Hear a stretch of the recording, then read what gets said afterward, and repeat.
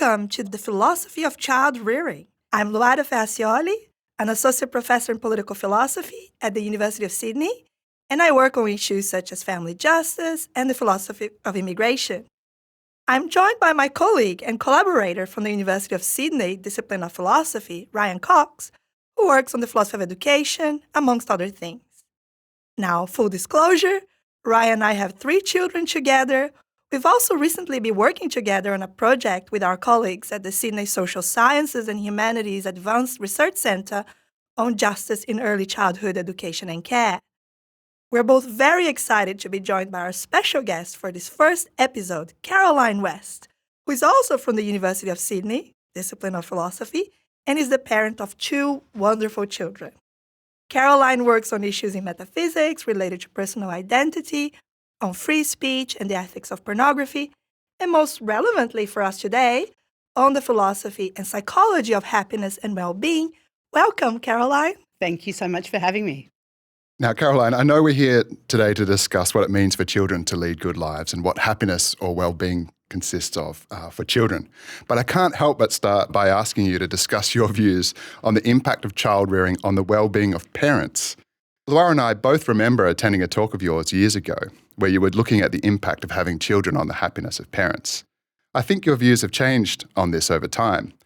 Perhaps we can start with you telling us a bit about the philosophy and psychology of happiness in child rearing. I remember that talk actually because I think we were both deciding at the same time without realising it whether or not to have children. I was giving a talk on happiness and just using the data about the effect of having children on parents' happiness as a sort of argument against that way of thinking about happiness.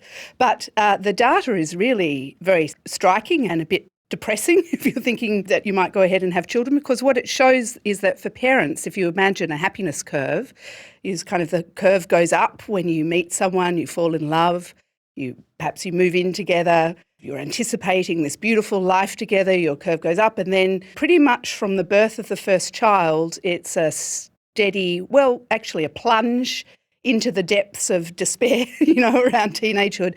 And if you're lucky and you live long enough and children live home and you become a grandparent, then your happiness curve goes up again to intersect with the level of happiness of your childless peers. So I was interested in that data because a lot of people just assume that having children is a source of great happiness and an important thing that you can do in your life. I think it's important to ask when you see that data, what kind of happiness is being measured? Is it the kind of happiness that is most worth pursuing or that most of us care about? So for me, that's the interest of the data, really. It raises important questions about how much is the kind of happiness that's being measured really worth pursuing? And perhaps there are other kinds of happiness that you get from having children. So thanks to you, we can't say we didn't know what we were getting in for. But I think this is something we can now reflect on, having had kids. There is a certain kind of happiness, a day-to-day kind of momentary well-being that certainly plummets at times. But then when you step back and reflect, you think maybe there's another sense of happiness, or maybe the right term is meaning in life that children certainly kind of give you. One point to note is even just looking at the kind of happiness that's being measured in those studies, which is like moment to moment how people feel, anyone who's got especially young children knows there's a lot of sleeplessness, a lot of anxiety, kind of, temper tantrums, and it's kind of frustrating to deal with them. So there's a lot of kind of moment-to-moment negative emotions. But then there are also these enormous peaks. The sort of happiness shape of people with children is different from those without, at least in general. So more highs, but also more lower lows than those who don't have kids. You might think, and many people do think, that the shape matters, or you might think, as some of the psychologists who look at this think, that what happens is that peak end memory bias kicks in and people falsely believe that having kids is a source of happiness because they don't remember all the lows. Instead, they remember the kind of the peaks, how good it was when it was the best, and how it ends, when you've got these hopefully lovely children at the end. And that's how, according to some psychologists like Daniel Gilbert, that's how the myth gets perpetuated. But do you think it could depend on what kind of person you are, your disposition? In other words, for some people, there's less of those dips because they're just more patient, more caring, right? And for some people, they really struggle with the fact that they now have less time to do the other things they care about. Do you think it depends on what kind of person you are and what else you care about? It seems very probable. I mean, these studies, all these studies really, they just give you averages. And in every study like that, there's outliers. There's people for whom having children is not anywhere near as stressful or nerve-wracking or whatever as it is for others. But it's still important that on average, if you're looking at that sort of happiness, the kind of moment-to-moment negative versus positive emotions, there are probably net more pleasant things that most people on average could be doing with their lives than having kids. But I should say, I do think the studies also show that having kids is an enormous source of meaning for people and purpose. Of course, it's not the only source of meaning and purpose. There are other things you could be doing. But when we're looking at measuring meaning rather than happiness, then people with kids score very high on that. Do you think there's any other project that is like parenting in the sense that you get so many moments of anxiety, sadness, irritation? No, I think it's quite unique, don't you think, in that way? There are other jobs that are hard and demanding and so forth, but the kind of connection that you get with kids and the combination of that with watching them grow, it's quite a unique experience. So I seem to recall, Caroline, that some of those studies showed that men or fathers get more of a bump in well-being when they have children. Do we want to discuss some of the reasons behind that, whereas women don't get as much of a bump? Yes, well, I suppose for women there's a double day of work often in societies where women assume a lot more of a proportion of the care responsibilities and the housework responsibilities. But I think that women often get more of a bump from the second child than men do. So there are these kind of gender differences. What's your experience? Well, I think it would depend on the parenting arrangements in the home. I can't see in a completely egalitarian household why there would be a difference unless one was taking on more of the caring, taking on more of the burdens, while the other is getting more of the benefits. Yeah, that seems to me to be the explanation. Yeah. So, Caroline, I want to talk to you now about what it means for children to lead good lives. This is something I've written on a bit. I've claimed that there are some intrinsic goods of childhood, like carefreeness, friendship, that it's important that children get enough of it in their childhood. But I want to relate some of these ideas to broader theories of happiness and well-being, which is your area of expertise. So the first thing I want to ask you is whether you think that happiness or well-being in childhood might be different in kind from happiness or well-being in adulthood. Some theorists of happiness and well-being will have a bit more trouble dealing with childhood than others, right? It's not much discussed in the literature around happiness, whether happiness for children might be different than happiness for adults. Depending on how you conceive of happiness, there are some sorts of happiness that probably are not available to children but are available to adults. Definitely children can feel pleasure and joy and pain and suffering. They can experience the kind of positive and negative emotions like adults can. But there's a sort of reflective sort of happiness that many philosophers of happiness think is a very important and valuable sort of happiness that probably isn't available, well, certainly not to very young children, and perhaps it's available to sort of adolescents and older children increasingly as they develop intellectually. But that's the sort of happiness where you kind of reflect on your life and how it's going, and you intellectually sort of endorse your life. It's true that kids can feel satisfied or dissatisfied with arrangements, but they generally don't engage in the kind of higher order reflection on their own values and whether they're living a life that measures up to their own kind of considered standard of values, getting the things that they, on reflection, care about. And some philosophers, for instance, the ancient Greek philosophers, thought that happiness, or eudaimonia was the word they used, involved this kind of high-level cognitive reflection.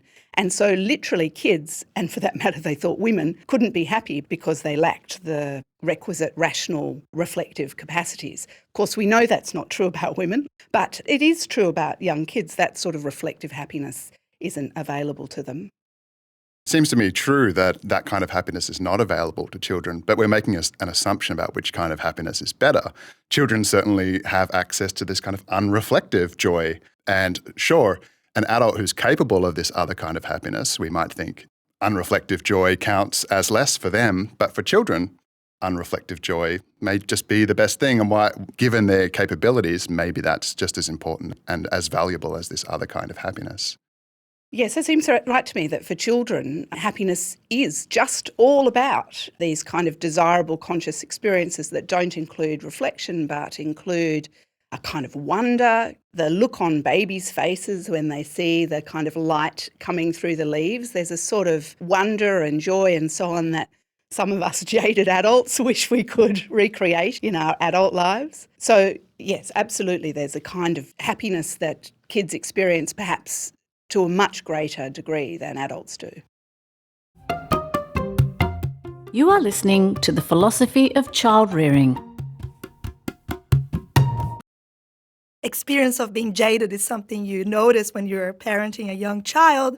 Our 2-year-old Julius wakes up every day and sees the cat and goes, cat, cat, cat. And he's just so excited. And I always think, oh my God, imagine if I could get that excited about the little things in life again. And you just lose that ability, and young children still have it.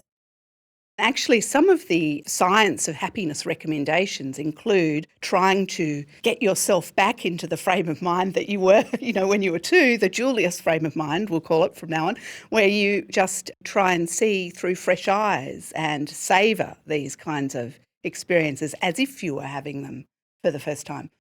It seems to me that some of the most happiest people I know are kind of childlike in their disposition. They do get joy out of small things. Some of the ancient philosophers thought that the unreflective, carefree life, where you tumble through life just taking joy in whatever things come your way, that is somehow suboptimal for an adult. But I don't know, I sort of look at Julius, you think that's a pretty special way to be and not obviously inferior to the kind of more sober, reflective kind of happiness. But on the flip side of that, of course, is the fact that children often depend on adults so much to have those positive experiences, right? Is there also a danger that children can lead pretty miserable lives? Yeah, so parents do wield enormous power over children, and they can wield it for, good or for less good. One difference is that because children don't yet have developed rational capacities, they often don't know what's in their best interest. They're terrible judges of what's in their best interest. Like, yes, I'll have that 10th packet of lollies. So I think it's quite justified for parents to step in and say, I know that 10th packet is going to give you tooth decay and make you feel terrible, and so just stop right now. And we don't think it would be reasonable for you to tell me that and stop me from eating my 10th packet of chocolate licorice. So adults have this autonomy that needs to be respected that children don't have or have to a lesser degree. So I think adults are justified in thwarting the unwise desires of their children, but also have a responsibility to make their children's lives, I think, as happy as possible. Do you think it's important that we focus on giving children good lives during childhood as well as kind of preparing them for parenthood? Or do you think that view is basically right and childhood doesn't matter very much because the important bit of life is adulthood, and as long as that goes well, you lead a good life? I think this is such an interesting issue on which I know Luara has written quite a lot. I agree with Luara that childhood is important in its own right, not just as a preparation for being a good adult. Childhood is a sort of important phase in the life. It's true, it's a short phase normally compared to over the course of our lives. Many more parts of our life are spent as an adult than as a child. There are goods, I think, that are available distinctively, perhaps some of them only to children. If you can provide those goods for children, that's a good thing. I'm thinking of some of the things that Luara talks about in her book on the goods of childhood. Things like carefreeness. There's a kind of carefreeness that children can enjoy that it's hard to recreate as an adult. That's a good in itself, to kind of give kids a carefree childhood independently of whether it makes them a better adult. But I do think there are some interesting cases potentially where there might be trade-offs between giving children a good childhood and preparing them to be a good adult. Those are tricky cases of philosophers. Just because people spend more time as an adult and can often do more harm or more good as an adult than they can do as a child, if there are cases where you need to restrict the child's carefreeness in order to make them a more moral adult, that's something that you should reluctantly perhaps do. Well, a good question is whether you would sacrifice a flourishing childhood or a happy childhood to be a J.S. Mill. John Stuart Mill was a British philosopher writing in the 1800s who had a very interesting childhood.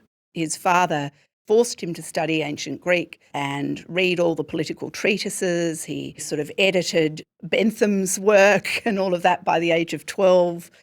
In his autobiography, which I highly recommend, it's a fantastic read, he talks about how he had a nervous breakdown in his 20s, which he blames on his hot-housed childhood, for which the only cure was reading romantic poetry.